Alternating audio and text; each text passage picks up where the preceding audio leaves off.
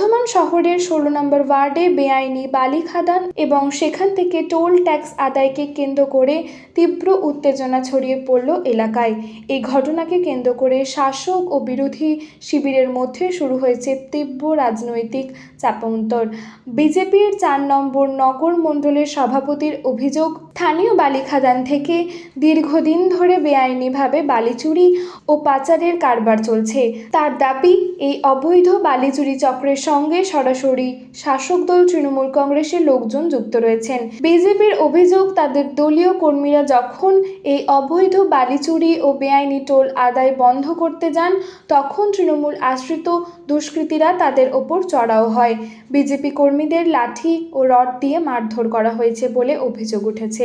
ইতিমধ্যে এই ঘটনায় 4 জন বিজেপি কর্মী গুরুতর আহত হন।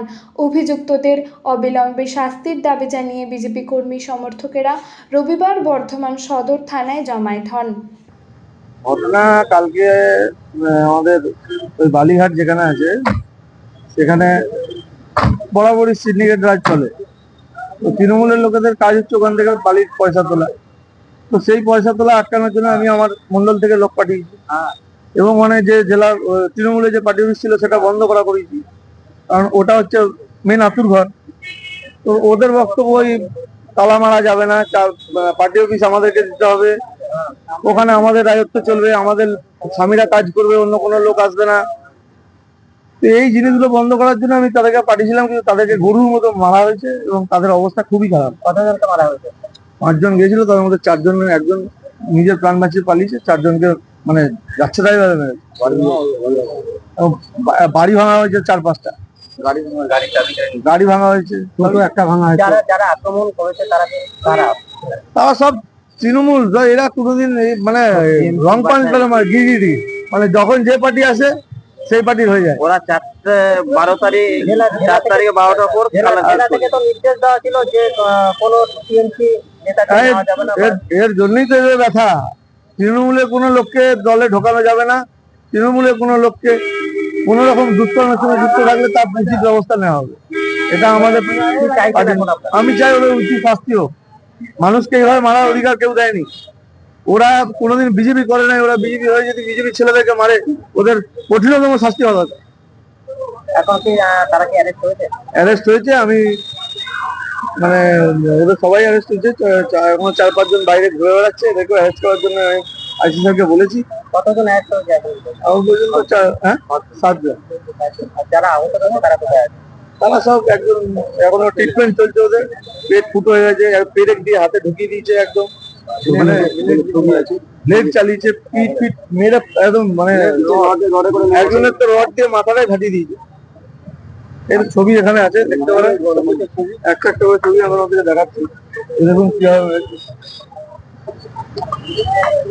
পা ফাটিয়ে দিয়েছে, এই যে পেট এখানে পেরেক ঢুকিয়ে দিয়েছে, মাথা ফাটিয়ে দিয়েছে।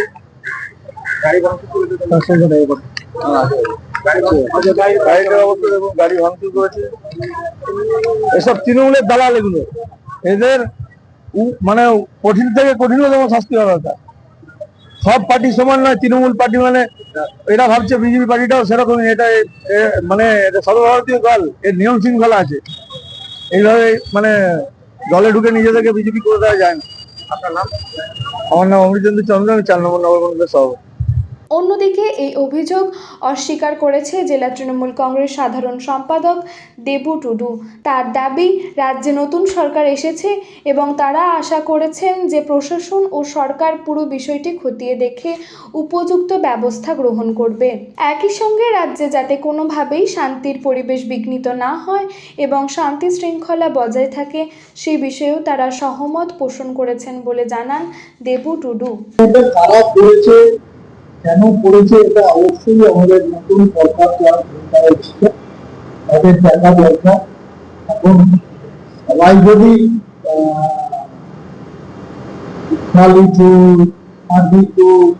সবাই এখন বলছে বিজেপি, এটা তাদের দেখার নিশ্চয়ই এই অন্যায় প্রচারের বিরুদ্ধে যারা এই কাজ করছে তাদের বিরুদ্ধে অতি সত্য ব্যবস্থা নেবে। আমরা বিশ্বাস করি নতুন সরকার এসছে, নতুন ভাবে শুরু করেছে, নিশ্চয়ই শান্তি বজায় রাখবে মানুষের গণতান্ত্রিক অধিকার ফিরিয়ে দেবে। নিশ্চয়ই এই বিষয়টা খুব কাজ, যারা যারা অন্যায় করছে তাদেরকে জেল, তাদের বিরুদ্ধে ব্যবস্থা নেওয়া যায়।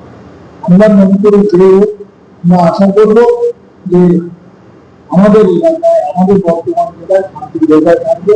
আহ্বান জানাচ্ছি নতুন যারা ক্ষমতায় আসছেন তাদের সাথে আপনার নাম?